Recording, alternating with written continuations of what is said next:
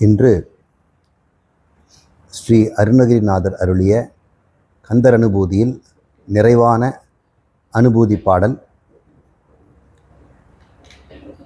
இன்று ஒரு பாடலைத்தான் நம்ம ஆழ்ந்து கவனிக்க போகிறோம். இந்த பாடலிலே அனுபூதியிலே அவர் குருவை முருகனாக வைத்து எனக்கு அருள்வாய் என்று கேட்கிறார். நாமும் முருகனை நம்ம கேட்டோம்னா குரு வருவார். முருகனே நமக்கு எல்லாருக்கும் சொல்லிக் கொடுக்க முடியாது. அதுக்கேற்ற மாதிரி நம்ம அதிகாரியாக இல்லை. அருணகிரி மாதிரி ஒரு அதிகாரி இருந்தார்னா, தகுதி வாய்ந்தவர் இருந்தார்னா முருகரே சொல்லிக் கொடுப்பார். நம்மளை போன்ற சாதாரண மக்களுக்கெல்லாம் முருகர் சொல்லிக் கொடுங்க. ஒரு குருவை அனுப்பிச்சு வருவார். அந்த குருவும் முருகனும் வேறு வேறு இல்லை. அதுதான் நம்ம முக்கியம். அதை நம்ம கண்டுபிடிக்க போகிறோம்.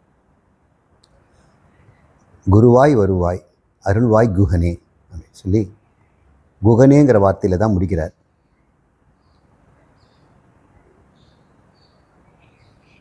இங்கே பல சொற்கள் அங்கே சொல்லப்பட்டிருக்குது. அதை நம்ம பார்ப்போம். ரெட்டை ரெட்டையாக இருக்கும்.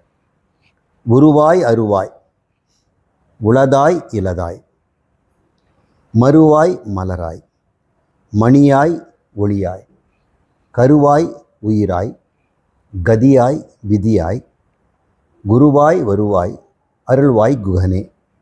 இந்த கடைசி வரியை நாம் இப்போது நிறைவாக பார்ப்போம். இந்த ரெட்டைகள் எல்லாம் பார்ப்போம். ரெண்டாக சொல்கிறாரே, இது எதுக்கு ரெண்டு இருக்குது, அதனுடைய உள்பொருள் என்ன அப்படின்றது நம்ம பார்க்கணும். இந்த உள்பொருளை நம்ம ஆராயும் பொழுது ஒட்டுமொத்த ஞானமும் நமக்கு கிடைக்கும்.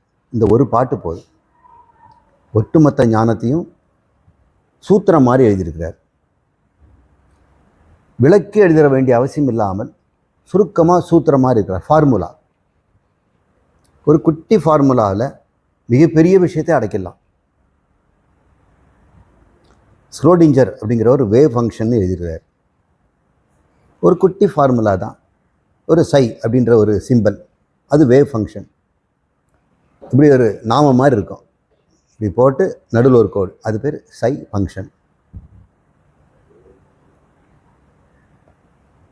இது இந்த பிரபஞ்சத்தினுடைய ஆதார பொருட்கள் எப்படி செயல்படுனுங்கிறது விளக்குது. என்ன சார் இப்படி ஒன்று கோடு போட்டிங்க, இது எல்லாமே அதில் அடங்கியிருக்குது. அதுதான் ஏன் சூத்திரம். அது ஒரு சமன்பாடு. ஐன்ஸ்டீனும் ஒரு சமன்பாடு கொடுத்தார். பொருளும் சக்தியும் ஒன்று தான். சக்திங்கிறது கண்ணுக்கு தெரியாது. மின்னாற்றல், ஒளி ஆற்றல், அப்புறம் அணுக்கரு ஆற்றல், இதெல்லாம் கண்ணுக்கு தெரியாது. ஆனால் பொருள் கண்ணுக்கு தெரியும். ஐன்ஸ்டீன் சொல்கிறாரு, இந்த லைட்டு சூரியத்துலேருந்து வருது, இந்த பல்புலேருந்து வருது இல்லையா, இப்போ நான் உட்காந்துருக்கிற டியூப் லைட்லேருந்து, அது ஒளிங்கிறோம், அது ஒரு ஆற்றலுங்கிறோம். இந்த சக்தியை வச்சுட்டு தாவரங்களெல்லாம் உணவு தயாரிக்குது, ஒளி சேர்க்கைங்கிறோம். சூரிய ஒளினாக்கா செடி கொடிகள் எப்படி வளரும். அந்த சூரிய ஒளி பொருளாக மாறுது இல்லை. இலையில் இருக்கக்கூடிய கிழங்கு உண்டாகுது, வள்ளிக்கிழங்கு, மரவள்ளிக்கிழங்கு. அந்த வள்ளிக்கிழங்கில் இருக்க அத்தனை ஸ்டார்ச் சொல்கிறோம் இல்லை, எவ்வளோ இருக்கும். ஒரு வள்ளிக்கிழங்கு 1 கிலோ கூட இருக்கும். நான் பார்த்துருக்கேன். எவ்வளோ பெருசு, 1.5 கிலோ இருக்கக்கூடியதெல்லாம் நான் பார்க்குறேன். அத்தனையும் சூரிய ஒளி. நீங்கள் ஒத்துக்குவீங்களா? சூரிய ஒளி எப்படி கிழங்காச்சு? அது சக்தி, இது பொருள். ஐன்ஸ்டீன் சொல்கிறார், இந்த பொருளை நீங்கள் எரிச்சிங்கன்னா, அதில் சிப்ஸ் போடுங்க, இல்லைனா ஏதாவது செய்யுங்க, மரவள்ளி கிழங்க, அது சாப்பிட்டா உங்களுக்குள்ள ஒரு ஆற்றல் வரும் இல்லை, எனர்ஜி. அந்த எனர்ஜி யார்? சூரியன். இப்போ சூரியன்லேருந்து பொருளாக்கி பொருளை மறுபடியும் சூரியன் ஆகிறோம், சக்தியை உண்டாகிறோம். இப்போ பொருள் தான் சக்தியாக இருக்குது, சக்தி தான் பொருளாக இருக்குது. இது எப்படி சமமாக இருக்குது? இதுக்கு சமமே இல்லையே. பேட்டரியில் சக்தி இருக்குது, ஒரு சின்ன டார்ச்சில். இப்போல்லாம் மாத்திரை சைஸ்லலாம் வச்சுருக்குறாங்க. அது வச்சு நம்ம செல்ஃபோன்லாம் பேசுது, டார்ச்சில் பல்பெல்லாம் எரியுது. அதுக்குள்ளே என்ன இருக்குது? அந்த மாத்திரைக்குள்ளே அந்த பல்ப் எரியறதுக்கு வேண்டிய சக்தியெல்லாம் உள்ளே வச்சுருக்குறாங்கல்ல. அது கண்ணுக்கு தெரியுமா? சரி, அந்த பேட்டரி எவ்வளோ இருக்குங்க? ஒரு மாத்திரை மாதிரி இருக்குது. அது உங்களுடைய எடை எவ்வளோங்க? 2 கிராம் வச்சுக்கலாமா? 2 கிராம் உங்கள் மூக்குத்தி சைஸ் இருக்கும். அந்த 2 கிராமில் பவர் இருக்குது. உங்களுடைய ரிமோட் ஒர்க் பண்ணுது, வாட்சு ஒர்க் பண்ணுது, 1 வருஷம் கூட ஒர்க் பண்ணுது. ஒர்க் பண்ணி முடித்த பிறகு அந்த 2 கிராம் பேட்டரியை எடை போட்டு பாருங்கள், எவ்வளோ இருக்கும் இப்போது? அப்போ அதுக்குள்ளே ஆற்றல் இருந்தது இவ்வளோ நாள், இப்போ இல்லைங்கிறீங்களே. ஆற்றலுக்கு எடை இல்லை, ஆனால் பொருளுக்கு எடை இருக்குது. ரெண்டும் ஒன்றுங்கிறாரு. எடையற்றது எடையுள்ளதும் ஒன்று தாங்கிறாரு. எப்படியா ஒன்று? அதுக்கு ஒரு ஃபார்முலா, சக்தியும் ஆற்றலும் அப்படின்னு ஒரு ஃபார்முலா போடுறார். உங்களுக்கெல்லாம் தெரியும். E, capital E equal to m multiplied by c square. எம்னா எடை, சிங்கிறது வந்து speed of light, velocity of light, square போட்டணும். எவ்வளோ விஷயம் சொல்கிறார். இது நான் விளக்கணும்னா இன்னும் 2 நாள் ஆகும். எம்மையும் சியும் சேர்க்கணுன்னா, எம்மையும் சியும் பெருக்கி இதை ஈல கொண்டு வந்து சேர்க்கணுன்னா பொருள் ஆற்றலாகும், ஆற்றல் பொருளாகுங்கிறத நம்ம ஓரளவு தெரிஞ்சு வச்சுருக்கிறோம். ஆனால் எவ்வளோ ஆற்றல் எவ்வளோ பொருள் ஆகும்னு கணக்கு தெரியுமா? இப்போ சொல்கிறோம் கலரிஃபிக் வேல்யூ. 1 கிராம் இல்லை 1 கை சாதம் எவ்வளோ கேலரி தரும்? 250 கேலரி தரும். ஒரு மீல்ஸ் ஃபுல்லாக சாப்பிட்டோன்னா 400 கிலோ கேலரிஸ் அப்படிங்கிறோம். இது எப்படி இவங்க எடை போட்டாங்க? ஒரு பொருளுக்கு ஒரு ஆற்றல் கணக்கு வருது இல்லை. இப்போ பாம் கலரி மீட்டர்னு ஒன்று இருக்குது. அந்த கலரி மீட்டரில் நீங்கள் எந்த பொருளை கொடுக்குறீங்க, வெண்ணெயோ சீஸோ சிப்ஸோ அல்லது பீன்ஸோ எது வேணாலும் உணவுப் பொருளை போடலாம், மாமிசம் கூட போடலாம். போட்டு அது வந்து எரியும், எரிஞ்சு ஆற்றலாக மாறும். அந்த ஆற்றலை கணக்கு போட்டு நமக்கு இவ்வளோன்னு கிடைக்கும் கலரி. அது கலரி மீட்டர்னு பேர். எதுக்கு சொல்கிறேன்னா, நிறைய விஷயங்கள் எல்லாம் சூத்திரத்தில் தான் எழுதி வச்சுருக்கிறாங்க. அப்படி தான் சூத்திரம் வச்சுருக்கிறார். இது பெரிய சூத்திரம். பிரம்மசூத்திரம்னு சொல்கிறோம் இல்லையா, தர்மசூத்திரம்னு சொல்கிறோம் இல்லையா, பதஞ்சலியுடைய யோக சூத்திரம்னு சொல்கிறோம், நியாய சூத்திரங்கிறோம், சாங்கிய சூத்திரன்றோம். இப்போ சாங்கிய சூத்திரம்லாம் நம்மளுக்கு இல்லை, கேள்வி தான் பட்டிருக்கிறோம். பதஞ்சலி யோக சூத்திரம் கிடச்சிருக்குது. நிறைய சூத்திரங்கள்லாம் தொலைஞ்சு போச்சு. இப்போ இந்த சூத்திரத்தை நம்ம பார்ப்போம். ஆனால் விரித்து புரிக்கணும். சூத்திரம் என்பது எப்படி இருக்குன்னா, குறைந்த சொற்களை பயன்படுத்தணும், நிறைந்த அறிவை தரணும், சாராம்சமாக இருக்கணும், சந்தேகத்துக்கு இடம் இல்லாமல் இருக்கணும். இந்த 4 இருக்கணும். சூத்திரத்துக்கு என்ன இருக்கணும்? எழுத்துக்கள் குறைவாக இருக்கணும், ஆனால் விரிந்து பொருள் தரணும். சந்தேகத்துக்கு இடம் இல்லாமல் இருக்கணும். இன்னும் சுருக்கமாக சொல்லிட்டார் ஒன்றும் புரியலன்றது கூடாது. அதே சமயத்தில் அது சாரத்தை பிரிஞ்சிருக்கணும் அப்படின்னு சொல்கிறாங்க. குறைந்த எழுத்துக்கள், அல்பாட்சரம், அல்ப அக்ஷரம், குறைந்த எழுத்துக்கள், சரியான தமிழ். அசந்திக்தம், சந்தேகமாக இருக்கக்கூடாது. சந்தேகம் வர அசந்திக்தம், சந்தேகம் இல்லை. விஸ்வதோமுகம், விரித்து பொருள் தரணும். ரசவத்து, ரசத்தை பிழிஞ்சாமல் இருக்கணும். இருக்குது பாருங்கள், ரசத்தை 51 பாட்டினுடைய ரசத்தை பிழிஞ்சு இந்த 51ஆவது பாட்டில் கொடுத்துருக்கிறார். ரசவத்து எழுத்துக்கள் பாருங்கள், உருவாய் அருவாய், அதான் ஃபார்முலா. பார்த்தா பெருசாக இருக்குது. ஒன்று ஒரு ஃபார்முலா. எத்தனை ஃபார்முலா? 1 2 3 4 5 6 ஃபார்முலா கொடுத்துருக்கிறார். இந்த 6 ஃபார்முலாவும் எதை சமப்பட்ட போகுது அப்படின்னு பார்த்தோன்னா, உன்னையும் முருகனையும் சமம்னு சொல்ல போகுது. இதுதான் கோல். உங்களை எல்லாரும் பார்த்து முருகன் தான் பல வடிவத்தில் இருக்கிறான்னு சொல்ல போகிறார். ஈக்குவேஷன் என்னங்க இது? ஒரு பக்கம் முருகருங்கிறீங்க, எல்லாவற்றையும் சிருஷ்டி செய்த பரம்பொருள், அவர் முக்கண்ணன் மைந்தன், ஓங்கார தத்துவத்தை உபதேசத்தவன். நான் வந்து பிறந்தே ஒன்று ஒரு 50 வருஷம் ஆகுது, இத்தனோண்டு இருக்கிறேன். என்ன கொண்டு போய் அவரோட சமம் பண்ணுறீங்களே, இது என்ன ஈக்குவேஷன்? ரொம்ப அனர்த்தமாக இருக்குதே, பொருளே இல்லையே. இது என்னங்க? இதுக்கு சொன்னால் கூட நான் பரவாயில்ல.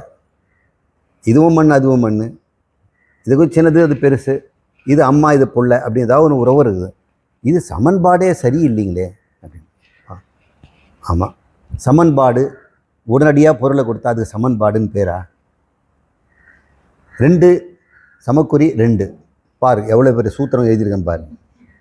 வெளிப்படையாகவே தெரியுது யார் 2க்கு ஈக்குவல் டு 2ங்கிறது. ஆனால் நான் அதை வந்து புரியாத மாதிரி எழுதி கொடுத்து அது சமன்பாடாக மாற்றணும். அப்போ என்ன சொல்லணும்? 8 minus 10 minus 8 equal to 4 minus 2 அப்படி சொல்லலாம்ல. அப்போ பார்த்தா ஒரு எழுத்துல கூட ஒரு சம்மந்தமே இல்லை. அப்புறம் கடைசியில் பார்த்தா ஒரு 2ங்கிறாங்க. 2 ஈக்குவல் டு 2ங்கிறது தான் ஃபார்முலா தான். நான் பின்னாடி சொன்னதும் ஏன்னா திருப்பி சொல்ல முடியாது, மறந்துட்டேன். இப்படி தான் ஃபார்முலாலாம் இருக்கும். வெளிப்படையாக தெரியாமல் ஆழ்ந்து சிந்திக்க வேண்டியதாக இருந்தால் தான் அது பேர் ஃபார்முலா அப்படின்னு பேர்.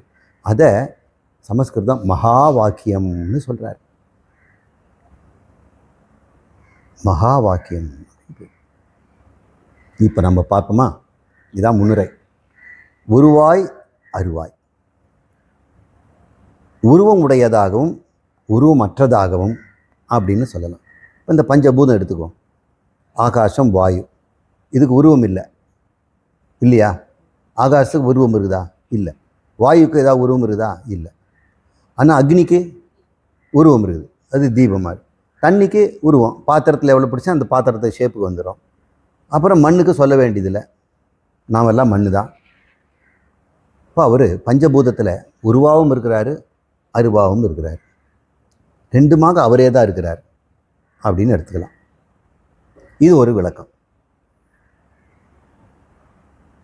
இன்னொன்று, நம்முடைய உள்ளம் யாருக்காவது தெரியுமா? உருவம் இருக்குதா? உள்ளத்துக்கு உருவம் இருக்கிற மாதிரி தெரியலையே, கண்ணுக்கே தெரிய மாட்டேங்குது. ஆனால் உடல் இருக்குது, தெரியுதில்ல. இங்கே உடலாக உருவமாக இருக்கிறார், அருவமாக கண்ணுக்கு தெரியாமல் வடிவம் இல்லாமலும் உள்ளமாகவும் இருக்கிறார். இப்படியும் சொல்லலாம்ல. பெரிய ஃபார்முலா தான் விஸ்வத்தோமுகம். உருவாய் அருவாயின்னா அந்த உலகத்தில் எல்லாத்தையும் 2ல் போட்டுட்டார். இந்த உலகத்தில் இருக்கிறதெல்லாம் நீ 2ல் போடலாம். ஒன்று உருவுடையது, உருவற்றது. நீ பஞ்சபூதமாக பார்த்தீங்கன்னா அமூர்த்தம், மூர்த்தம். அமூர்த்தம்னா உருவமற்றது, மூர்த்தம்னா உருவி. இதில் தான் தட்சிணாமூர்த்தின்னு பேர்.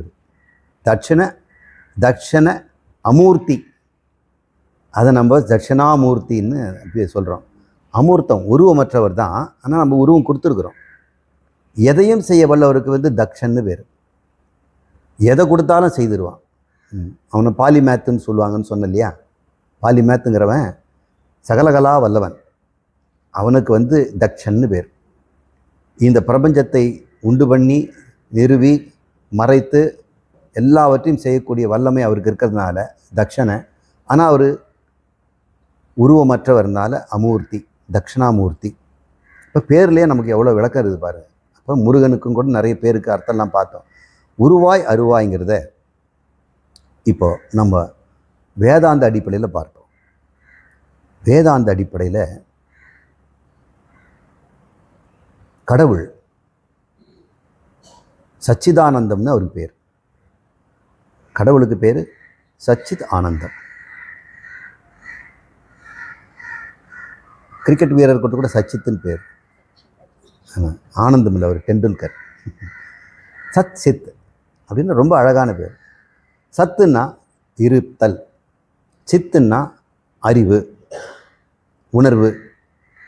ஆனந்தம் அப்படின்னா தெரியவங்களுக்கு நிறைவு, பூர்ணம் அப்படின்னு அளவற்றதுன்னு அர்த்தம். இறைவனுக்கு ஒரு பெயர் கொடுத்துருக்காங்க, அவருக்கு லட்சணம் கொடுத்துருக்குறாங்க. அவர் சச்சிதானந்தம், அதுதான் அவருடைய உண்மையான பேர். மீதியெல்லாம் செல்ல பேர். முருகன், கிருஷ்ணன், ராமன், இதெல்லாம் நம்ம இஷ்டம் போல் செல்லமாக கொடுத்துக்கிறது தான். அதையும் சுருக்கி கிச்சா அப்படிங்கிறோம். கிருஷ்ணன் பேர், கிருஷ்ணன்னு பேர் வச்சுருப்பாங்க. டே கிச்சா இங்கே வா அப்படின்பாங்க. தண்டாயுதபாணின்னு பேர் வச்சுருப்பாங்க. தண்டை வாங்கி வாம்பாங்க. ஏற்கனவே செல்ல பேர், அதில் வேறு இன்னொரு தண்டை செல்ல பேர். இறைவனுக்கு நம்ம பேர் கொடுக்கணும்னா ஞானம்னு கொடுக்கணும். சொன்னால் போதும் இல்லை. ஞானம்னுனாக்கா இருக்கிறது தானே பேர் கொடுப்பாங்க, இல்லாத கொடுக்க மாட்டாங்கல்ல. எனவே ஞானம்னு இருக்கிறதுனால அது இருக்குது, எனவே சத்து. அது ஒன்று தான் இருக்குது, ரெண்டு ஞானம் இல்லை, அதனால் அது ஆனந்தம் அப்படின்னு நம்ம பார்த்துருக்குறோம். சஜாதிய விஜாதிய சுகத பேத ரகிதம் அப்படின்லாம் படிச்சிருக்கிறோம்.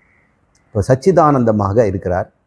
அவர் தூய ஞான சுரூபமாக உருவமே இல்லாமல் இருக்கிறார். அவருக்குன்னு எந்த விதமான இயக்கமும் இல்லை, அசையறதே கிடையாது. அவர் பிறக்கவும் மாட்டார். கடவுள் ஒரு நாள் பிறந்தாருன்னா அது பெத்தது யாருன்னு ஒரு கேள்வி வரும். அவர் பிறவாதவர், அஜம் அவர். எனவே அவர் இறக்கவும் மாட்டார். எத்தனை பேர் இருப்பாங்கன்னா ஒருத்தர் தான் இருக்கிறார். 2 பேர் இருந்தாக்கா அவரை கடவுள்னு சொல்ல முடியாது. இவரும் கடவுள், கடவுள்னாக்கண்ணா இவனுக்கு ஈஸ்வரன் பேர் வச்சோன்னா கட்டி ஆள்பவர்னு பேர். 2 ஈஸ்வரன் தான் என்ன ஆகும்? இவன் கட்டி ஆள்றத அவர் கட்டி ஆள முடியாதுல்ல.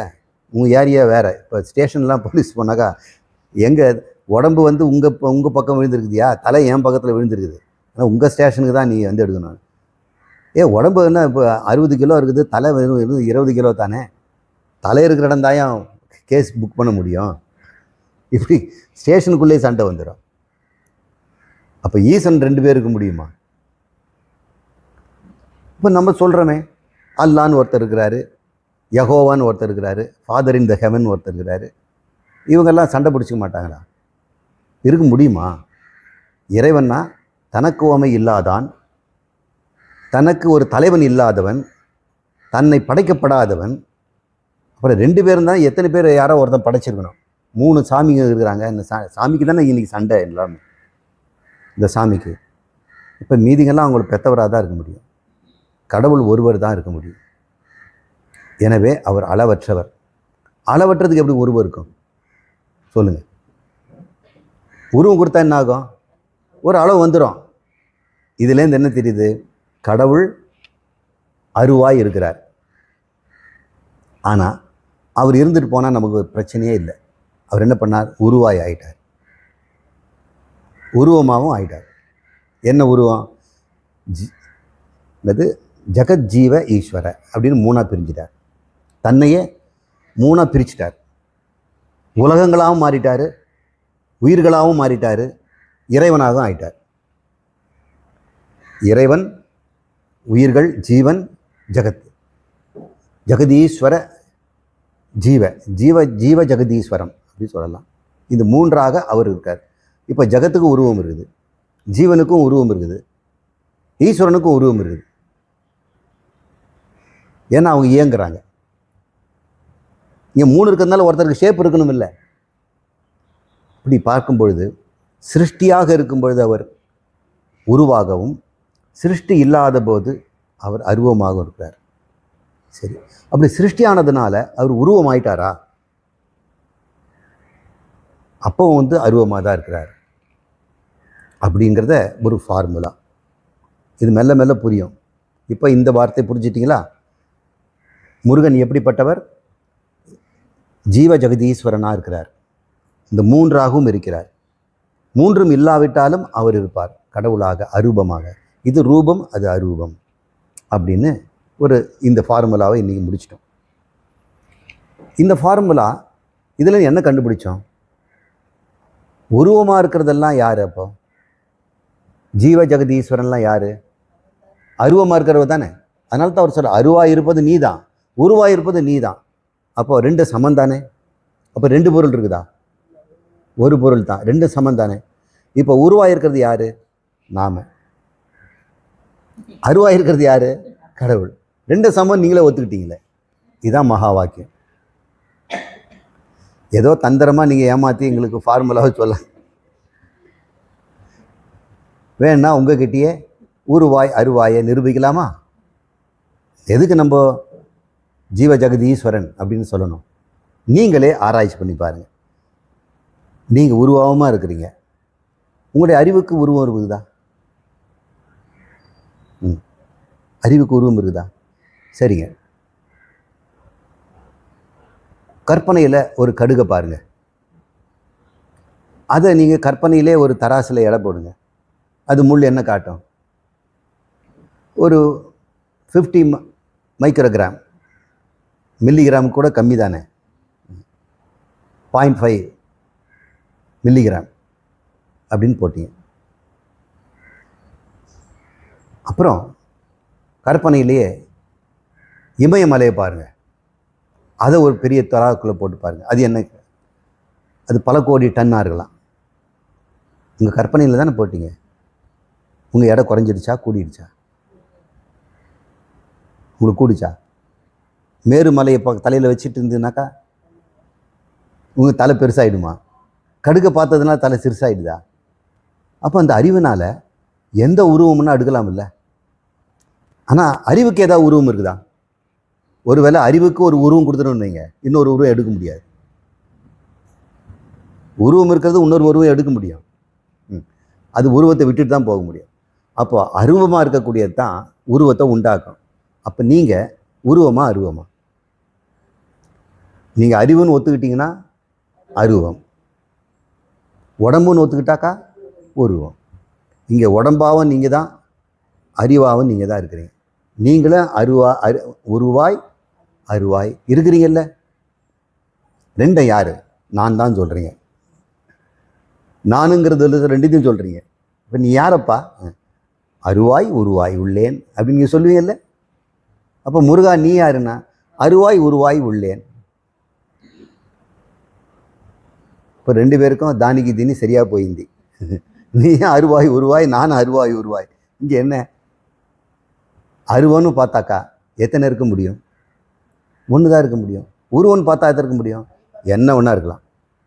அப்போது அருவமும் அளவற்றது, உருவங்களும் அளவற்றது, எண்ணிக்கையற்றது. எத்தனை உருவம்னா உண்டாக்கலாம்ல. அருவமும் எண்ணிக்கையற்றதுன்னா ஒன்று தான் இருக்குது, எண்ணிக்கையற்றது. இந்த உருவங்களும் இத்தனை எண்ணி சொல்ல முடியுமா? எண்ணிக்கையற்றது. இதுவும் எண்ணற்றது, அதுவும் எண்ணற்றது. அதுவும் பூரணம், இதுவும் பூர்ணம். பூர்ணமத பூர்ணமிதம் பூர்ணாத் பூர்ணமுதத்ஸ்யதே. இந்த பூர்ணம் இந்த எண்ணிக்கையற்றது, இந்த எண்ணிக்கையற்றது வந்ததுனாலும் அந்த எண்ணிக்கையற்றது எண்ணிக்கற்றையதாகவே இருக்கிறதாம். எப்படி? உங்களுடைய அருவமான அறிவு எத்தனை உருவங்களை கற்பனை பண்ணாலும் மனசுக்குள்ள ஒரு உருவம் எடுக்கலது. புத்தம் புதுசாக அப்படியே ஷேப்லெஸ்ஸாக இருக்குது இல்லை. எத்தனை உருவம் எடுக்குது. அந்த உருவம் முழுக்க உங்கள் அறிவு தானே நிரம்பி இருக்குது. அப்போது உருவங்களாக பார்க்கின்ற கற்பனையும் பூரணம்தான். கற்பிக்கின்ற உங்களுடைய சைதன்யம்னு சொல்லக்கூடிய அறிவும் பூரணம்தான். அறிவென்ற பூரணத்திலிருந்து கற்பனை என்ற பூரணம் தோன்றினாலும் அறிவு பூர்ணமாகவே இருக்கிறது அப்படின்னு அந்த மந்திரம் சொல்லுது. பூர்ணமத பூர்ணமிதம் பூர்ணாத் பூர்ணமுதத்ஸ்யதே. அதைத்தான் அவர் சொல்கிறார். அருவாய் உருவாய், குகனே அருள்வாய், நீதான். இப்போ ஒரு ஃபார்முலா முடித்தோம். ரெண்டாவது ஃபார்முலா இப்போ உளதாய் இளதாய். ரெண்டுமே இல்லாதது நீ தான், இருப்பதும் நீ தான். அப்போ இல்லாததுன்னு என்ன இருக்குது? இல்லாததை போய் நீ எப்படி கணக்கில் எடுப்பீங்க? எத்தனை இல்லாதது சொல்லுங்கள் சார் அப்படின்னா என்ன சொல்லுவீங்க? இல்லாதது அதை கணக்கு இருக்குதா? இல்லாததாக நீ இருக்கிற என்ன அர்த்தம்?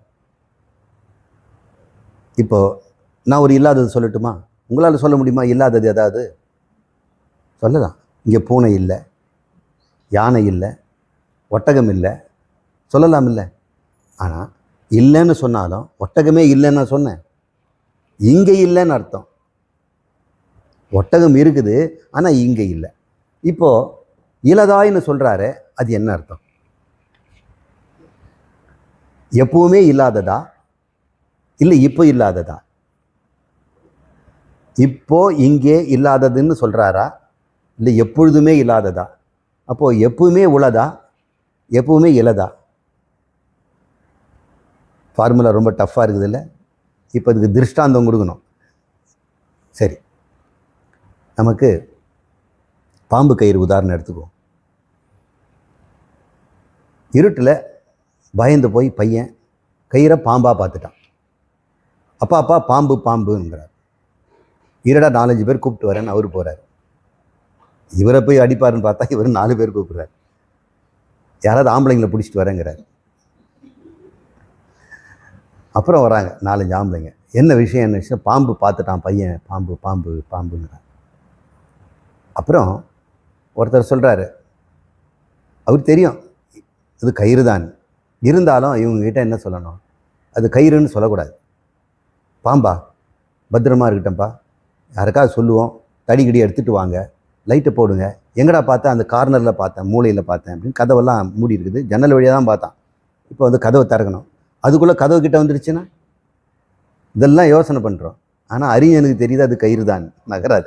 இருந்தாலும் நாம் என்ன பண்ணோம், அவங்க பயத்தை போக்குற மாதிரி, இரு நான் பார்த்துக்கிறேன், நீங்கள்லாம் பயப்படாதீங்க, நான் என்கிட்ட கத்தி இருக்குது, நான் பிடிச்சிடுவேன், அது டெக்னிக்கலாக எனக்கு தெரியும். வாழை தொட்டேன்னா தலை நிமிரும், கை எப்படி முன்னாடி ஆட்டிகிட்டு இருந்தேன், கையை கவனிச்சிட்டு இருக்கிறோம், நான் இன்னொரு கையை கொண்டு போய் தலையில் பிடிச்சிடுவேன், பின்னாடி இருக்க கை போகிறது தெரியாது. அது இப்படியெல்லாம் சொல்கிறாரு. பெரிய ஆளுப்பா, எல்லாருக்கும் தைரியம் வந்துருச்சு, பயம்லாம் விட்டுருச்சு, நம்ம நல்ல ஆளை பிடிச்சிட்டோம். அவர் என்ன பண்ணார், லைட்டு போட்டுட்டு அங்கே பாம்பு இல்லை அப்படிங்கிறார்.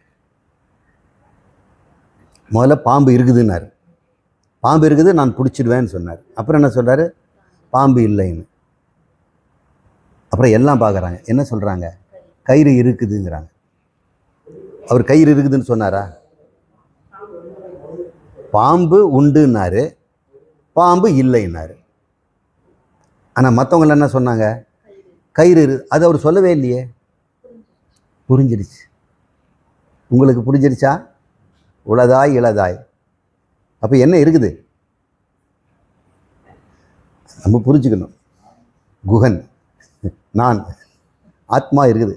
சரி, இப்போ அதை காட்டி கொடுப்போமா? இது பேர் அத்தியாரோப அபவாத முறையில் சொல்லித்தருவதுன்னு.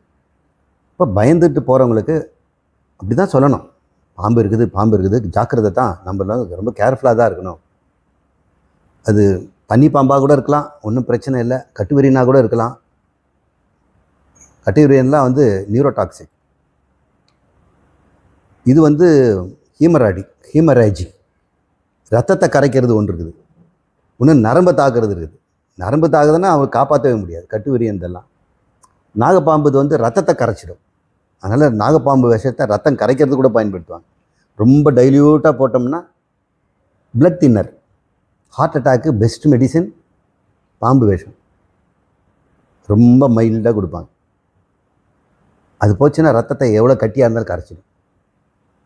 இப்படி இதெல்லாம் அவர் சொல்கிறார். அதான் சொல்லும்போது பாம்பை பற்றி அதுக்கு வேறு ஆணு வேறு பார்த்து தெரிஞ்சு வச்சுருங்க அப்படின்றார். நமக்கு வந்து குருநாதர் மேலே ஒரு நம்பிக்கை வருது. அவர் என்ன சொன்னார், அப்புறம் பாம்பு இல்லை அப்படின்றார். அவர் சொன்னால் உண்மையாக தான் இருக்கும். அவரே சொல்கிறார் பாம்பு இல்லைன்னு. அப்புறம் என்னதை தான் இவன் பார்த்தான்னு பார்க்கும்போது அவங்களே சொல்கிறாங்க கயிறுங்க அப்படின்னு. அவர் பாம்பாட்டி இந்த பாம்பு பிடிக்க வந்தார், பாம்பு உண்டு, அப்புறம் பாம்பு இல்லை அப்படின்னாரு. ஆனால் நாம் என்ன கண்டுபிடிச்சோம், கயிறு இருக்கிறதுன்னு கண்டுபிடிச்சோம். இப்போ நாம் கடவுளை கண்டுபிடிப்போமா? எது உளது எது இளது அப்படின்னு நம்ம பார்க்கணும்.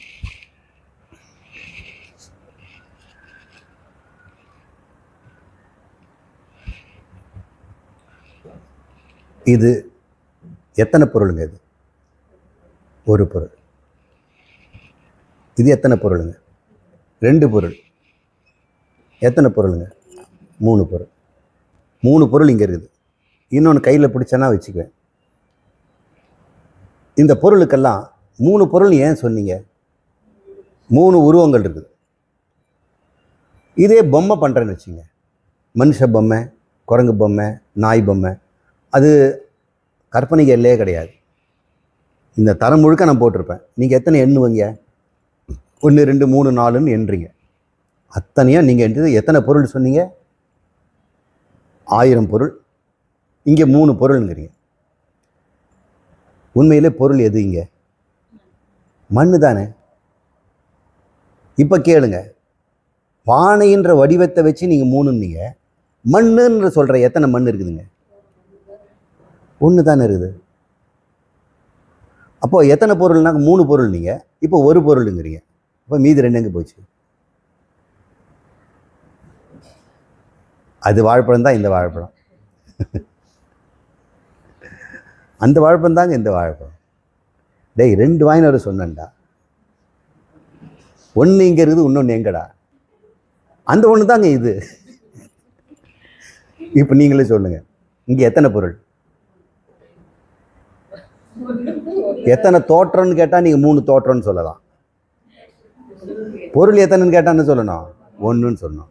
இப்போ பொருள் இருக்குது, தோற்றம் எங்க? அது தாங்க இது. டேய், பொருள் இருக்குதுடா 1, நீ தோற்றம் அதாவது அங்கே இருக்குதுங்க, நீ மறுபடியும் பொருளை தான் காட்டுற. அப்போ இந்த தோற்றம் என்று சொல்லக்கூடிய லட்சக்கணக்கான உருவங்கள் இதெல்லாம் ஒரு பொருளால் ஆனது. உள்ளதுன்னு எதை சொல்றீங்க? இப்போ பொருளை தான் சொல்ல முடியும். தோற்றத்தை நீங்கள் உள்ளதுன்னு சொல்ல முடியுமா? அப்போ நான் சொல்கிறேன், என்னை டைனோசர்ஸ் ஒரு கதை சொல்வார். ஒரு பெரிய ரிச் மேன் எப்படியோ ஒரு 500 கிலோக்கு கோல்டு ஷிப்பில் வந்துடுச்சு. சுவாமி, இதை மாதிரி இது நான் முதலீடு போட்டு வாங்கிட்டேன், இத்தனையும் நான் ஆபரணமாக செய்து விற்று நான் பண்ணணும், இதுக்கு நீங்கள் ஆசி பண்ணுங்கள், உங்கள் ஆசையோடு நான் ஆரம்பிக்கிறேன். அப்புறம் இனாகுரேஷனும் அவர் கூப்பிட்றேன்.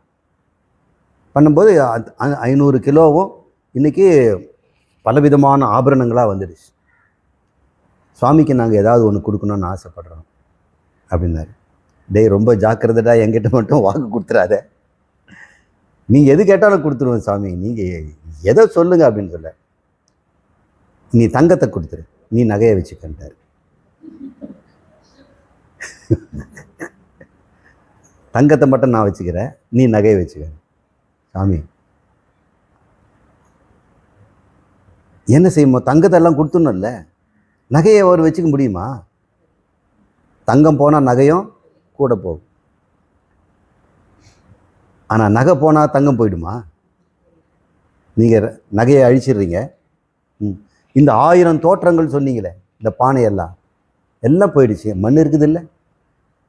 எங்கே ஏன் நீ தோற்றம்னு சொல்லிட்டு இருந்திய பானைகள் வடிவங்கள் எங்கே போச்சு? அது உலதான்னு சொல்லலாமா, இலதான்னு சொல்லலாமா? இலதுன்ற கேட்டகரி தான் போடணும். அது எப்போ இருந்தது? இருக்கிறது ஒன்று தானே, இன்னொன்று இருக்குதுன்னா 2 ஆயிடும் இல்லை? அப்போது கடவுள் உளது. இந்த ஜெகதீஸ்வரன் சொல்லக்கூடிய ஜீவ ஜெகதீஸ்வரன்ற 3ங்கிற வடிவங்கள் எல்லாமே இல்லை, அதுவும் அவர் தான். தோற்றமாக இருப்பது எதுன்னு கேளுங்க. நீங்கள் பானையாக இருக்குதுன்னு சொல்கிறீங்களே, எதுன்னு கேளுங்க. மண்ணு தானே? சரி, இந்த தோற்றம் எடுத்ததுனால மண்ணுக்கு ஏதாவது கேடா? இப்படி பானை ஆக்கிட்டீங்களே அப்படின்னு நம்மளை சத்தம் போடுதா? அப்புறம் உடைச்சாக்கா சத்தம் போடுமா? ஒரு கேடும் இல்லைல்ல. இந்த பானைக்கு தானே கேடுலாம் வரும், ஓட்டை, வெடிச்சல், பழசு, இதெல்லாம். மண்ணுக்கு கேடே இல்லை. தோற்றத்துக்கு எத்தனை கேடு? உங்ககிட்ட வாங்க, உங்களோட அறிவுக்கு என்ன கேடு? நீங்கள் எத்தனை கற்பனை பண்ணுங்க, மாம்பழங்களாக கற்பனை பண்ணுங்க, அதே சமயத்தில் பாம்பு, தேளுன்னு கற்பனை பண்ணுங்க, ஏதாவது கேடாது? எந்த தேளாவது உங்களை கொட்டிடுமா உங்கள் அறிவை? ஒரு கேடும் இல்லாமல், அவர் பேர் கேடிலியப்பன்,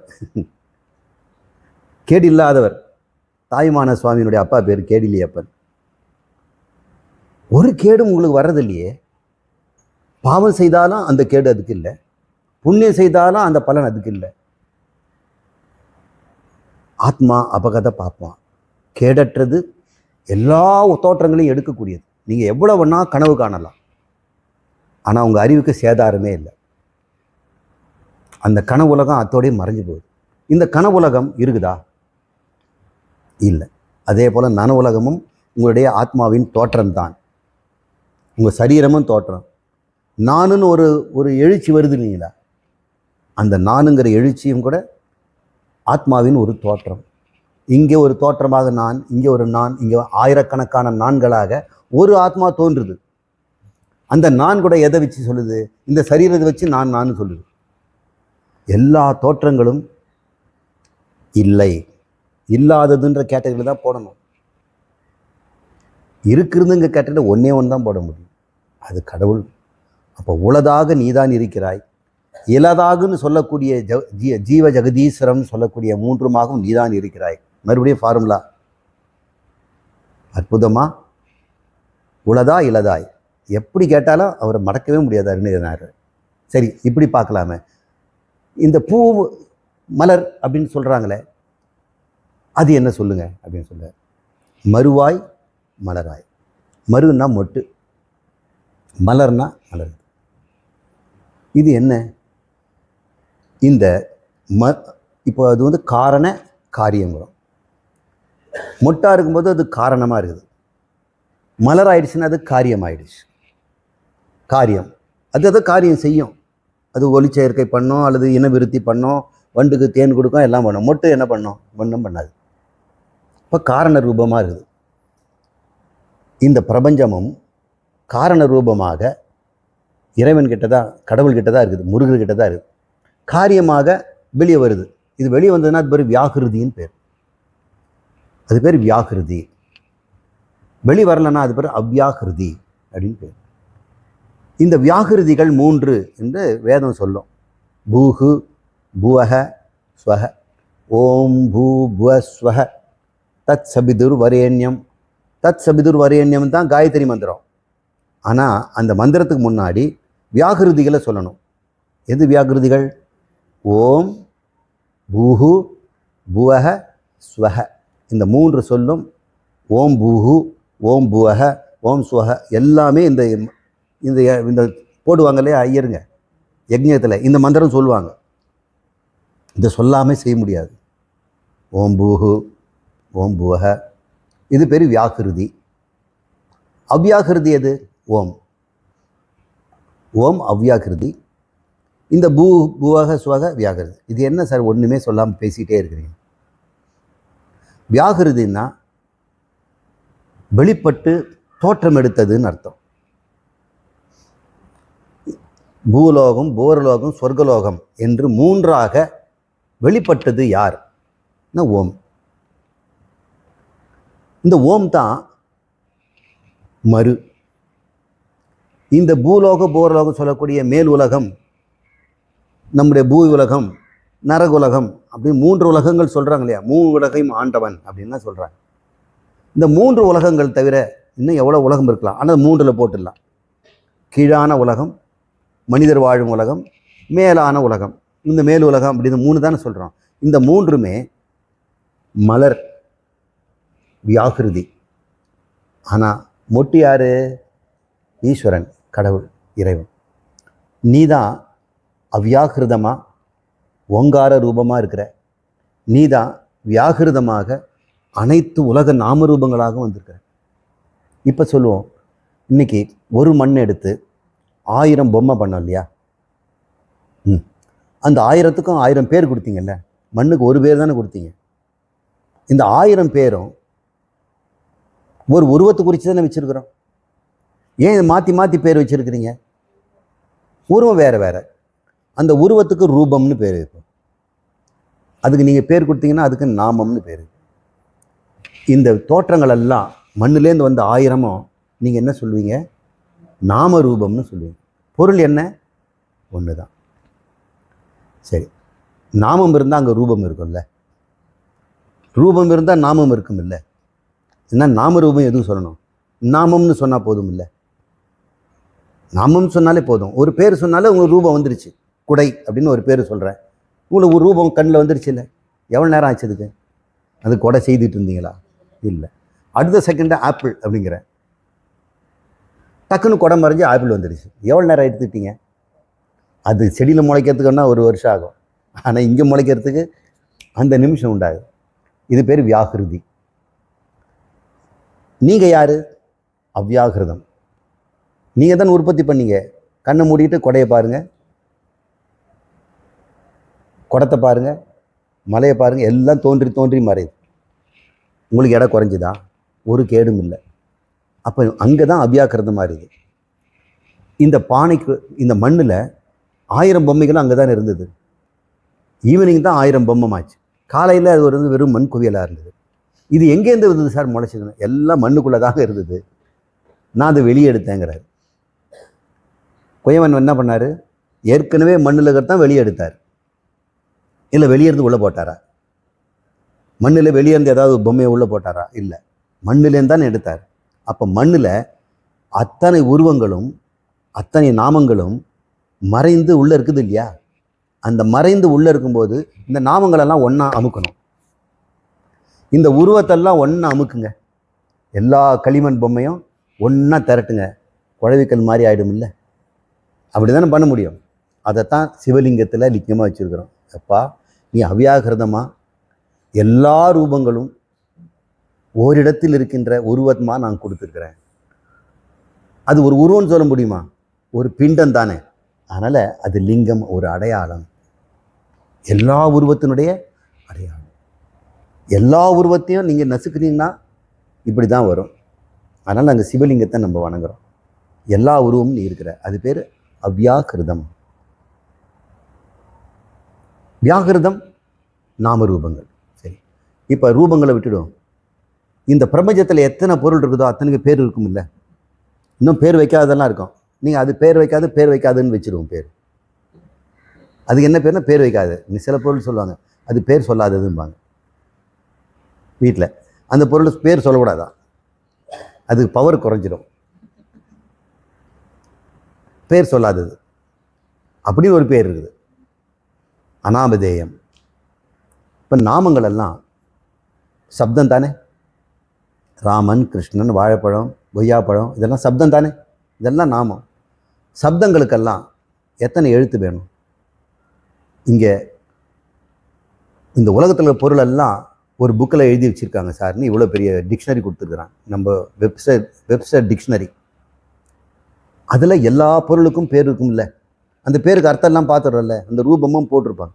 இதெல்லாம் இங்கிலீஷ் டிக்ஷனரின்னு வைங்க. எத்தனை எழுத்துக்கள் இருக்காதுங்க சார்? அதில் எத்தனை எழுத்துங்க? 26 எழுத்து தானே. அது சமஸ்கிருதமாக இருந்தால் 51 எழுத்துங்க. அதை தான் 51 பாட்டாக எழுதியிருக்கிறார். எல்லா சப்தத்தையும் சமஸ்கிருதம் கொடுக்கும், இங்கிலீஷ் கொஞ்சம் சப்தம் தான் கொடுக்கும், தமிழ் கொஞ்சம் சப்தம் கொடுக்கும். ஆனால் எல்லா மனிதனால் தொண்டையிலேருந்து வரக்கூடிய அத்தனை சப்தத்தையும் சமஸ்கிருதம் கொடுத்துரும். 51 சப்தம் போதும், இந்த பிரபஞ்சத்தை படைச்சிடலாம்ல. இப்போ பிரபஞ்சத்தில் இருக்கக்கூடிய அத்தனை மலர்களையும்,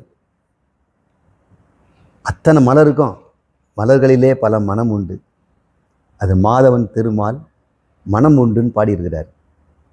பாட்டு இருக்குதுல்ல, திருமால் பெருமை என்ற படத்தில். மலர்களிலே பல மனம் உண்டு, எல்லாமே அவரது தான். இந்த மலர்களாக இருக்கக்கூடிய அனைத்தினுடைய நாமங்களையும் சப்தங்களாக மாற்றி, சப்தங்களை எழுத்துக்களாக மாற்றணும். இந்த எழுத்துக்களெல்லாம் 51 3 எழுத்தில் அடக்கலாம். ஆ உ இம். 3 எழுத்து என்ன பண்ணலாம்? ஒரு எழுத்தில் அடக்கலாம். ஓம். சார் ஓம் 2 எழுத்தில் இல்லை. ஓம் என்பது ஒரு எழுத்து. ஓம் என்பது ஒரு எழுத்து மந்திரம், ஏகாட்சரம்னு பேர். அது ஏன் சார் ஓ இம் இருக்குது? இம்முக்கு கணக்கு கிடையாது, இம்முக்கு அக்ஷரங்கிற யோகிதை கிடையாது. ஆ உ இம் 3 சேர்த்து ஓம் என்று ஒரு சப்தம். இப்போ காயத்ரி மந்திரத்துக்கு கூட 24 அக்ஷரம்னு சொல்கிறாங்க. நீங்கள் எண்ணி பார்த்தீங்கன்னா இந்த இக்கு இங்குன்னு வருது இல்லையா, அதை கணக்கில் எடுத்துக்கூடாது, அந்த எழுத்துக்களை மட்டும் எடுக்கணும். இப்படி இப்போ கணக்கு போடும்பொழுது ஓம் என்பது அவ்யாகிருதம், அதிலிருந்து உண்டான நாமரூபங்கள் எல்லாம் வியாகிருதம், அதுதான் பிரபஞ்சம். அந்த பிரபஞ்சத்தை ஈஸ்வரன்னு சொல்கிறோம், ஜகத்துன்னு சொல்கிறோம், ஜீவன்னு சொல்கிறோம். எப்படி பார்த்தாலும் ஃபார்முலா ஒன்று தான். எப்படியெல்லாம் சொல்லியிருக்கிறார் பாரு. மறுவாய் மலராய் ஓங்காரமாகவும் நீ இருக்கிறாய், நாம ரூபங்கள்னு சொல்லக்கூடிய இந்த ஜெகத் ஜீவ ஈஸ்வரனாகவும் நீதான் இருக்கிறாய் அப்படின்னு மறுபடியும் வேற ஒரு முறையில் சொல்கிறார். எத்தனை ஃபார்முலா. சரி, இந்த ஓம்காரமும் கூட ஒரு சப்தம் தானே. சப்தம் சப்தத்திலேருந்து உண்டாகுமா, மௌனத்திலேருந்து உண்டாகுமா? நீங்கள் ஏற்கனவே ஒரு சத்தம் போட்டுட்றீங்க, ஓம் சொல்லுங்கள் சார்னா என்ன செய்வீங்க? ஓன்னு இறைஞ்சல் பண்ணிகிட்டு இருக்கிறீங்க, ஓயாமல் பேசிகிட்டு இருக்காங்க வாய். ஓம்னு ஒன்று சொல்லுங்கன்னா வேணும், அவங்க பேச நிறுத்திட்டு அப்புறம் தானே ஓம் சொல்ல முடியும். அப்போ நிசப்தமானால் தான் சப்தம் உண்டாக்க முடியும், நிசப்தம் தான் சப்தத்தை உண்டாக்கும். இப்போ ஓம்ங்கிறது எல்லாத்தையும் சுருக்கி இந்த பிரபஞ்சத்தில் ஜீவ ஜெகதீஸ்வரர் என்ன பண்ணோம்? ஓமில் அடக்கிட்டோம். ஓம் எங்கேருந்து வந்துச்சு? மௌனத்துலேருந்து வரணும் இல்லை? அதனால் கடவுள் யார்? மௌனி. அதனால் முனிவர்களுக்கு மௌனின்னு பேர், மௌனமாக இருக்கணும் முனின்னு பேர். அவர் முனிங்க. அவர் இந்த முனிவர்களுக்கெல்லாம் ஈஸ்வரன், அவர் முனீஸ்வரர். அப்படி முனீஸ்வரர். மௌனத்தையே கட்டி ஆள்பவர், மௌனம் கலையாமல் பார்த்துக்கிறார் முனீஸ்வரர். சரி, மறுவாய் மலராய் நம்ம பொறுத்துக்கணும். அவ்யாக்கிருதம் வியாக்கிருதம் இரண்டுமாக அவர் இருக்கிறார். உருவாகவும் இருக்கிறார், அருவமாக இருக்கிறார். அவர் யார்? அருவருவும் கலந்தவர். உளதா இலதாய், அவர் உளதாகவும் இருக்கிறார், பொருளாகவும் இருக்கிறாய், தோற்றமாகவும் இருக்கிறார். இப்போ நம்ம அவரை புரிஞ்சுக்கிறதுக்காக தான் இவ்வளவும் நம்ம கற்றுக் கொடுக்குறோம். அவர் யாருன்னா கடைசியில் முருகன். அந்த முருகன் யாருன்னா நீங்கள் தான். மணியாய் ஒளியாய், இது என்னன்னு பார்ப்போம். இப்போ சூரியன் இருக்கிறார், அவர் ஒரு உருண்டையான ஒரு வடிவம் இருக்குது, அதை மணின்னு வச்சுக்கோம். ஒளியாகவும் இருக்கிறார். இப்போ மணி எது, ஒளி எது? இப்போ சூரியன் நீங்கள் போய் தோண்டி பார்த்தீங்கன்னா உள்ள மணியெல்லாம் இருக்காது, வெறும் வெளிச்சந்தான் இருக்கும். முழுக்க முழுக்க வெளிச்சந்தான் சார். அங்கே இஸ் எ பிளாஸ்மா. சூரியன் பேர் என்ன? பிளாஸ்மா. பிளாஸ்மானா என்ன? வாயு. ஒளி வாயு மாதிரி இருக்குது, அது கசிஞ்சு வெளியே வந்துக்கிட்டே இருக்குது. ஒளி திரட்சி, ஒளி பிண்டம் அது அப்படின்னு சொல்கிறோம். அந்த மாதிரி மணியாகவும் அதுதான் இருக்கிறது, ஒளியாகவும் இருக்கிறது அப்படின்னு சொல்கிறார். இப்போ நம்ம பார்ப்போம். இந்த மனம் ஒரு மணின்னு வச்சுக்கோ. உள்ளத்தை, இந்த மண்டைக்குள்ள உள்ளம் இருக்குது, அதுக்கு ஒரு வெளிச்சம் இருக்குது. இந்த உள்ளம் வெளிச்சத்தோடு இருக்குது. உங்கள் உள்ளத்துக்கு வெளிச்சம் இருக்குது தெரியுமா உங்களுக்கு? அது பேர் உள்ளொளின்னு பேர். உள்ளொளி பெருக்கி ஊனினை உருக்கி உழப்பிலா ஆனந்தமாய உள்ளொளின்னு ஒன்று இருக்குது, அந்தர் ஜோதி. அது பேர் உள்ளொளின்னா அந்தர் ஜோதி. நீங்கள் பாருங்கள், கும்பு இருட்டு, வெளியே ஜோதியே இல்லை, பகிர் ஜோதியே இல்லை, நட்சத்திரமும் இல்லை, சூரியனும் இல்லை, நிலாவும் இல்லை, கைவிளக்கும் இல்லை. இருட்டில் இருக்கிறீங்க, கண்ணை மூடிங்க. உங்கள் உள்ளுக்குள்ளே இருட்டாக இருக்குதா? வெளிச்சம் இருக்குது இல்லை அங்கே? அப்போ நீங்கள் கும்மி இருட்டில் கனவு காண்றீங்க. நீங்கள் பகல் கனவு காணுங்க, இல்லை நிஜமாக கனவு காணுங்க. அங்கே கனவுல இருக்கிறதெல்லாம் இங்கே கும்மி இருட்டில் இருக்குதா? யார் அங்கே வெளிச்சம் அடித்தது? அதுக்கு மணியாக இருக்கிறது உள்ளம், ஒளியாக இருக்கிறது அதுதான். மணி என்ற மனமாகவும் உள்ளமாகவும் அங்கே தோன்றுகின்ற உருவங்களுக்கு ஒளியாகவும் ஒன்றே தான் இருக்கிறது. இந்த ரெண்டுத்துக்கு காரணம் யாருன்னா கடவுள். அவருடைய ஒரு சாயல் தான், அவருடைய நிழல் தான் இந்த மணியும் ஒளியுமா இருக்குது. அதே ஆதித்ய பகவான் தான் சூரியனுடைய மணியாகவும் ஒளியாகவும் இருக்கிறார். ஒளியும் மணியும் பிரிக்க முடியாது, மணிலேருந்து ஒளி எடுக்க முடியாது. ஏன்னா ஒளியின் திரட்சி தான் மணி அப்படின்னு புரிஞ்சுக்கணும். இப்படி நம்ம பார்க்கும் பொழுது நமக்குள்ளேயே கடவுள் மணியாகவும் இருக்கிறார், ஒளியாகவும் இருக்கிறார். அவர் தான் சுப்பிரமணி. தூய சுப்ரம்னா தூய்மையானதுன்னு அர்த்தம். சுப்பிரமணி. அந்த மணிலேருந்து வர வெளிச்சம்தான் நம்ம மனசெல்லாம் வெளிச்சப்படுத்துது. இது பிரகதாரண்ய உபதத்தில் அந்தர்ஜோதி பிராமணம்ங்கிற இடத்துல இப்படி விளக்குது. இந்த ஜோதிகளெல்லாம் பகிர் ஜோதி அப்படின்னு சொல்கிறார். உள்ளுக்குள்ளே அந்தர்ஜோதி இருக்குது. இந்த ரெண்டுக்கும் ஜோதி பரஞ்சோதி இருக்குது. இப்போ வெளியே இருக்கக்கூடியதெல்லாம் சூரியன் சந்திரன்லாம் பகிர் ஜோதி. நம் கனவு காணும்பொழுது உள்ளேருந்து வருகின்ற உள்ளொளி இருக்குதே, அது அந்தர்ஜோதி. இந்த ரெண்டுத்துக்குமே ஒரு ஜோதி இருக்குது, அது பரஞ்சோதி. கேடில் பரஞ்சோதி அப்படின்னு ஒரு பாட்டு சொல்லு. எப்படி தோண்டி பார்த்தாலும் கடவுளை இந்த மாதிரியான விளக்கம் யாராலும் கொடுக்கவே முடியாது. அற்புதமான ஃபார்முலாவில் கடவுளை எப்படியெல்லாம் இருக்கிறார் பாருங்க. மணியாகவும் ஒளியாகவும் இருக்கிறாய், வியாகிருதம் அவ்யாகிருதமாகவும் இருக்கிறாய், பொருளாகவும் தோற்றமாகவும் இருக்கிறாய். நீ அருவமான ஞான சொரூபமாக இருக்கிறாய், ஜீவ ஜெகதீஸ்வரன்கிற உருவமாகவும் இருக்கிறாய். இப்படி சொற்களாலே ரெண்டு சொல்லால் பெரிய பெரிய ஃபார்முலாவை நமக்கு கொடுத்துருக்கிறார். இன்றைக்கி உங்களுக்கு நிறைய விஷயம் இப்போ தெரிஞ்சிருக்கும். அடுத்ததாக கருவாய் உருவாய் உயிராய் அப்படின்னு சொல்கிறேன்.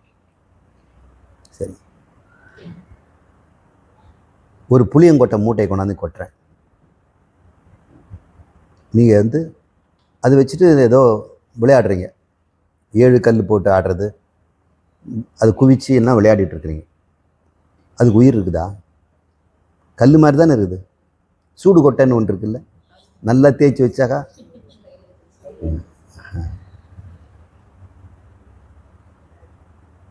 இந்த கொட்டைகளெல்லாம் எடுத்து பாருங்க, உயிரே இல்லைல்ல. எப்படி இருக்குது? உயிரற்ற பொருள் மாதிரி, ஜடம் மாதிரி தான் இருக்குது. அதை மூட்டை மூட்டையாக கட்டி வச்சிருக்கிறோம். ஆனால் தண்ணி விட்டு முளைக்க விட்டோடனே உயிர் வந்துடுது இல்லை. கருவாய் உயிராய். இப்போ உயிர் எங்கேருந்து உள்ளே போச்சா? புளியங்கொட்டைக்குள்ளே. புளி மரம் முழுக்க அந்த கொட்டைக்குள்ளே மறைஞ்சிருக்குது. எவ்வளோ பெரிய மரம், ஆலமரம் எவ்வளோ பெருசு, ஆலம் விதை எவ்வளோ சிறுசு தெரியுங்களா? ஆலம் விதை கடுகு விட சிறுசு. ஒரு விதையில் 1000 பேர் உட்காந்து பந்தி போட்டு சாப்பிட்ற அளவுக்கு வேர் விட்டு வருது. அதுக்குள்ளே மறைஞ்சிருது. கருவாய் வெளியே வந்தால் உயிராய். ஆனால் கருவாக இருக்கும்போது பார்த்தா அது உயிர் இருக்கிற மாதிரி தெரியலையே. புளியங்கொட்டையோ மாங்கொட்டையோ யாருமே உயிர் இருக்கிற மாதிரி தெரியலையே. எடுத்து வீசிட்டு இருக்கிறாங்க. குண்டி வெல் அடிக்கிறதுக்கு புளியங்கொட்டை தான் கரெக்டாக இருக்கும், இல்லை சூடு கொட்டை. பட்டுன்னு அடிச்சிடலாம். பாக்கெட் நிறைய அது வச்சுருப்போம். இந்த பக்கம் குண்டி வெல்லை சொருக்கிட்டு பாக்கெட் நிறைய கலகலன்னு ஆடிட்டு இருக்கோம். எங்களுக்கு அது உயிர் இருக்கிற மாதிரி தெரியல. அத்தனை ஜீவராசியும் நான் தூக்கிட்டு நடக்கிறேன்னு எனக்கு தெரியல. ஆமாம், இப்படி தான் 2 மாவு இருக்கிறார். கருவாகவும் இருக்கிறார், அது உயிராக வெளிவந்து தோட்டம் எடுத்து மறுபடியும் இன்னொரு கருவாயிடுறார். ஒருத்தர் சொல்றார், ஒன்றில் ஒன்றாக கருவானது. ஒரு மரம் பெருசாக உயிராக இருக்குது, ஆனால் அதுக்குள்ளே கருவாகுது. அந்த கரு மறுபடியும் உருவாகுது. அந்த உருவிலேருந்து ஒரு கரு வருது. இதை வந்து சைனீஸ்காரங்க இன் யான் அப்படிங்கிறாங்க. 2 கமா மாதிரி போட்டிருப்பாங்க, இன் யான். நம்மளுடைய தூர்தர்ஷன் கூட காலையில் இப்படி தான் சுத்தம். இப்போ இருக்கான்னு தெரியல எனக்கு. ஒரு ஷனாய் வாத்தியம் வரும், ஷனாய் வாத்தியத்துலேருந்து அந்த சுத்தம். அது பெருசாக இருக்கக்கூடியது வளைஞ்சி மெல்லிசாயி, அது பெருசாகி மெல்லிசாயி, அப்புறம் அது பெருசாகி மெல்லிசாயி, இப்படி சுழண்டுக்கிட்டே இருக்கும். இந்த பெருசாக இருக்குது பார்த்தீங்களா, அந்த இடத்துல ஒரு கருப்பு புள்ளி வச்சுருப்பாங்க. அந்த புள்ளி தான் அடுத்ததுக்கு பெருசாகும். அது பெருசாகும் போதே அடுத்தது வந்து புள்ளியை வச்சுக்குது. அப்போ ஒரு உருவமும் அடுத்த ஒரு வேட்டத்துக்கு வேண்டிய கருவை உண்டாக்கிக்குது. ஒவ்வொரு கருவும் அடுத்தவனுக்கு வேண்டி உருவை வச்சுட்டு இருக்குது.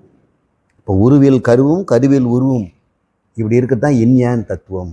இதுதான் சிருஷ்டின்னு சொல்கிறாங்க. இந்த 2மா நீ தான் இருக்கிற சொல்கிறாங்க. முதலாளித்துவம் அதிகமாகி போச்சுன்னா அப்போ ஏழைகள் எல்லாம் போராடுவாங்க. ஏன்னா ஹேவ்ஸ் அண்ட் ஹேவ் நாட்னு சொல்கிறாங்க. ஹேவ்ஸ் அண்ட் ஹேவ் நாட், உள்ளவர்கள் இல்லாதவர்கள், இவங்க அதனுடைய பாகுபாடு அதிகமாகும். உள்ளாத ஒரு இருப்பவர்கள்லாம் அள்ளி வச்சுக்கிறாங்க, இல்லாதவனெல்லாம் தெருவில் நிற்கிறான். என்ன பண்ணுவான்? ஒரு புரட்சி வெடிக்கும். புரட்சி வெடித்து மறுபடியும் தொழிலாளர்கள் கை ஓங்கும். அப்படியே கொஞ்ச நாள் ஓடும். அப்புறம் ஒவ்வொருத்தனும் முதலாளி ஆகிடுவான். முதலாளி எங்கேருந்து உண்டாகிறான்? தொழிலாளிகள்லேருந்து தான் உண்டாகிறான். மறுபடியும் தொழிலாளிகள் ஓங்கும். இப்படி மாறி மாறி இருக்கும். நம்ம உலகத்திலே பார்த்துட்ருக்குறோம். பெரிய முதலாளி நாடு ஒன்று இருக்குது, தொழிலாளி நாடு ஒன்று இருக்குது. உலகமெல்லாம் வியக்கும்படி அது பெருசாச்சு. மறுபடியும் முதலாளித்துவம் அதிகமாகுது. இந்த முதலாளித்துவம் தொழிலாளித்துவமும் கூட இதே தான், கருவாய் உயிராய். ஒரு முதலாளிகள் தோன்றும் போது தான் தொழிலாளின்ற புரட்சியும் வருது. தொழிலாளிகள் சேரும்போது ஒன்று வரும்போது முதலாளிகள் மறுபடியும் தோன்றுகிறார்கள். இப்படி தான் ஒன்றுக்குள் ஒன்று கருவானது அப்படின்னு ஒரு பாட்டு. தெய்வம் இருப்பது எங்கே, அது எங்கே? ஒன்றுக்குள் ஒன்றாக உருவானது, அதில் ஒன்றில் ஒன்றாக கருவானது அப்படின்னு பாடுவார். ஒன்றினில் ஒன்றாக கருவானது. கண்ணதாசன் தான் எழுதியிருக்கிறார். இதெல்லாம் இவருக்கு குரு இவர் தான். இவர்கிட்ட இருந்தால் எல்லாம் கடன் வாங்கியிருக்கிறாங்க. அடுத்தது கதியாய் விதியாய். இந்த விதியாக இருந்து என்னை பந்தம் பண்ணுவதும் இவர்தான். அவரே கதி என்ற மோட்சகதியும் அவர் தான் தரார். அவரே பந்தம், அவரே மோட்சம். இதுதான் கதியாய் விதியாய். விதியாக என்னை பந்தப்படுத்துகிறார். விதியாக இருந்து பாவ புண்ணியங்களுக்கு ஒரு உடம்பு கொடுக்குறார். உடம்பை வச்சுட்டு மறுபடியும் பாவ புண்ணியம் செய்கிறோம். மறுபடியும் இன்னொரு உடம்பாகுது. இந்த உடம்பு என்னது? ஏதோ ஒரு பிறவியில் செய்த பாவ புண்ணியத்தினுடைய திரட்சி தானே. ஒரு புண்ணியம் கருவாச்சு, அந்த புண்ணியம் உருவாச்சு, அப்புறம் வளருது, மறுபடியும் பாவத்தினால பல்லு விழுது, கண்ணாடி போடணும், இழப்பு வருது, ஆஸ்துமா வருது. மறுபடியும் இந்த வாழும் பொழுது பாவ புண்ணியங்களை செய்கிறோம். அது இன்னொரு உடம்பு கொடுக்குது. எல்லா உடம்புகளுமே பாவ புண்ணியங்களுடைய திரட்சி தானே. தேவர்களுடைய உடம்பு எப்படின்னா அது புண்ணிய திரட்சி. மிருகங்களும் தாவரங்களும் அது என்னன்னா பாவத்தின் திரட்சி.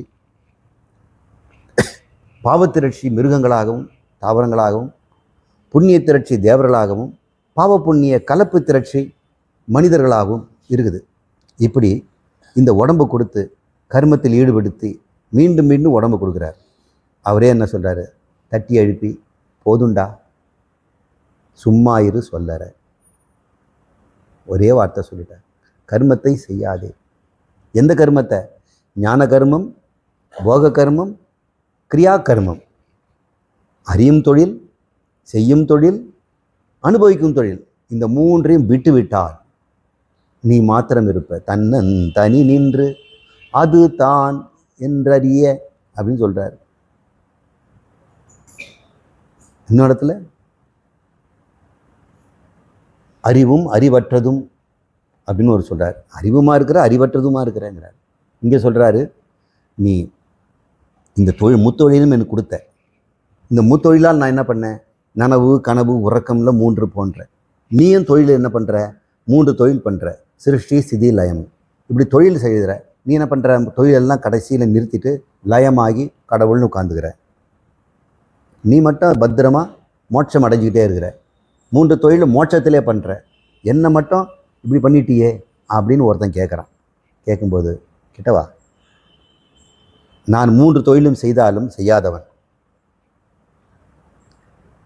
நீ 3 தொழிலும் செய்துக்கிட்டு செய்தவனாக இருக்கிற. கர்த்திருவங்கிறது அதை விட்டுடுங்கிறார். அது எப்படி சுவாமி விடுறது?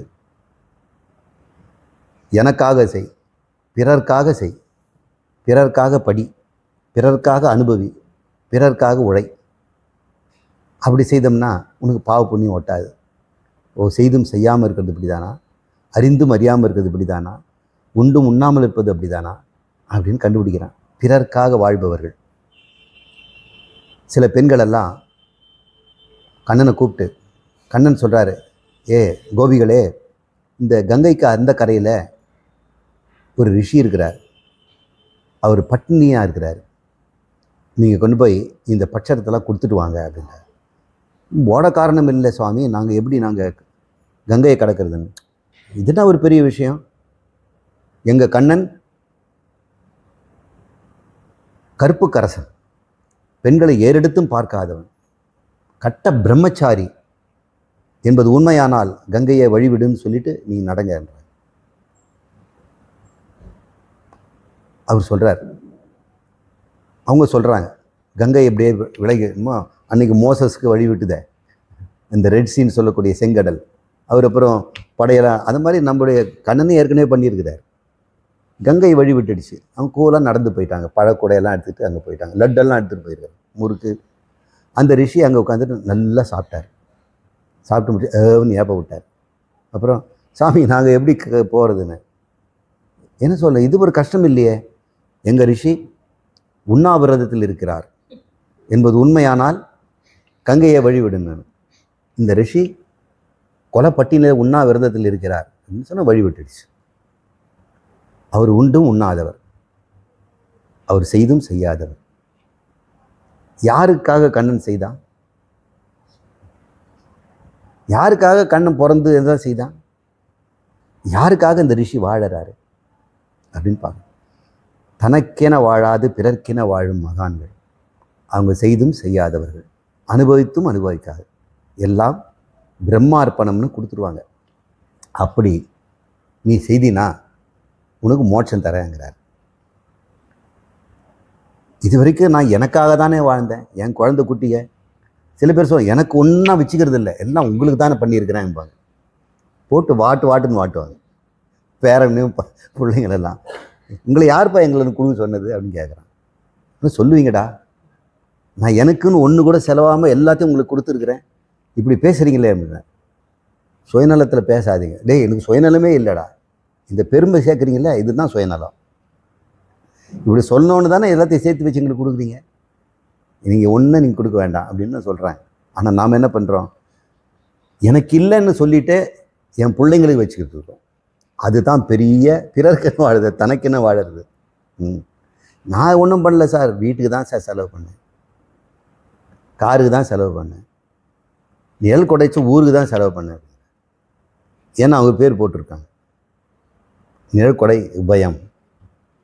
டியூப் லைட்லாம் வாங்கி கொடுத்துருக்கிறார், வெளிச்சம் வர அதுபடி சிவப்பு இங்கில் எழுதியிருக்கிறார் உபயம். கண்ணாடி முகம் பார்க்குறதுக்கு கோயிலில் வாங்கி வச்சுருக்கிறேன். பாதி இடம் அவருடைய இந்த ஸ்டீல் கார்பரேஷன், விலாசம், ஃபோன் நம்பர் எல்லாம் போட்டிருப்பாங்க. இப்படி தான் கண்ணன் அப்படி இல்லை, ஞானிகள் அப்படி இல்லை. அவங்க மோட்சம் அடைஞ்ச காரணம் செய்தும் செய்யாதவர்களாக இருக்கிறார், அனுபவித்தும் அனுபவிக்காக இருக்கிறார். அது எப்படி முடியும்? பிறர்க்கென அனுபவி, பிறர்க்கென பேசு, பிறர்க்கென சிந்தி. அப்படி தான் மகான்கள்லாம் வாழ்ந்துருக்கிறாங்க. பரமஹம்சரோ, சங்கரரோ, வியாசரோ, தயானந்தரோ மற்றவங்களுக்காகத்தான் அவங்களுக்கு குடும்பமே இல்லாமல் வாழ்ந்துருக்கிறாங்க. அவங்களுக்கு பெரிய குடும்பம், வாசுதேவ குடும்பம். இங்கே இருக்கிற எல்லா உயிர்களும் அவருடைய குடும்பம் தான். தனக்குன்னு ஒரு குடும்பம் வச்சுக்கிட்டு வாழறவன் அவன் திருடன், அஸ்தேயம்ங்கிறார், ஸ்தேயன்கிறார் பகவத்கீதையில். தனக்கென்ன சாப்பாடு போட்டு சாப்பிட்றவன் ஸ்தேயன். இறைவனுக்கு கொடுத்துட்டு சாப்பிடணும், சும்மாவாவது கொடுக்கணும் நைவேத்தியம். தண்ணி தெளித்து பகவானே நீங்கள் சாப்பிட்டுட்டு மிச்சம் தான் நான் சாப்பிட்றேன்ட்டு முழுசாக நீங்களே சாப்பிடலாம். பகவான் ஒன்றும் தொடமாட்டார். எவ்வளோ லட்டு வச்சாலும் ஒரு பருக்கை கூட அவர் சாப்பிட மாட்டார். ஆனால் அது பிரசாதம் ஆயிடுது, அவர் சாப்பிட்டு மிச்சம். யக்ஞசேஷம்னு பேர். இறைவனுக்கு கொடுத்துட்டு சாப்பிட்டா அது பேர் யக்ஞசேஷம். யக்ஞத்தில் வந்து மிச்சம் மீதி ஆனது நான் சாப்பிட்றேங்க அப்படின்னு ஒருத்தன் சாப்பிட்றான். அப்போ அவன் சாப்பிட்டது வந்து சாப்பிட்டதா ஆகுமா?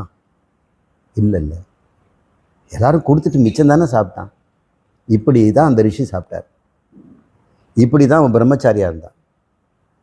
எப்படி பிரம்மச்சாரியாக இருந்தான்? உங்களுக்காக தான் நான் வந்து லீலைகளை பண்ணுறேன், எனக்கு என்ன தேவை இருக்குது, நான் எதுக்கு பூமியில் வந்து இங்கே இருக்கணும், 7 லோகங்களும் நான் அப்படின்னு அவன் சொல்கிறான். இப்பாடி இருக்கணும் அப்படிங்கிறது தான். நீ கதியாக இருந்து என்னை விடுவிக்கிறாய், நீ விதியாக இருந்து என்னை பிறப்பிக்கிறாய், நீ தான் எனக்கு வந்து மோட்சமும் பந்தமும். ஆனால் உனக்கு பந்தமும் இல்லை மோட்சமும் இல்லை. இப்படி வந்து எனக்கு சொல்லி கொடுத்தியே முருகா, எனக்கு மட்டும் நீ குருவாக வந்துட்ட, எனக்கு மட்டும் நீ குருவாக வந்து மற்றவங்களுக்கு நீ குருவாக வருவாய், எல்லாருக்கும் இந்த ஞானத்தை அருள்வாய் அப்படின்னு அழகாக இந்த அனுபூதியை மிகப்பெரிய வேதாந்த உண்மையை சொல்லக்கூடிய பாடலாக நிறைவு செய்திருக்கிறார். நாமளும் இன்று நிறைவு செய்வோம். ஓம் பூர்ணமத பூர்ணமிதம் பூர்ணாத் பூர்ணமுதச்யதே பூர்ணஸ்ய பூர்ணம் ஆதாய பூர்ணம் ஏவாவசிஷ்யதே. ஓம் சாந்தி சாந்தி சாந்தி. ஹரி ஓம். ஸ்ரீ குருப்யோ நமः. ஹரி ஓம்.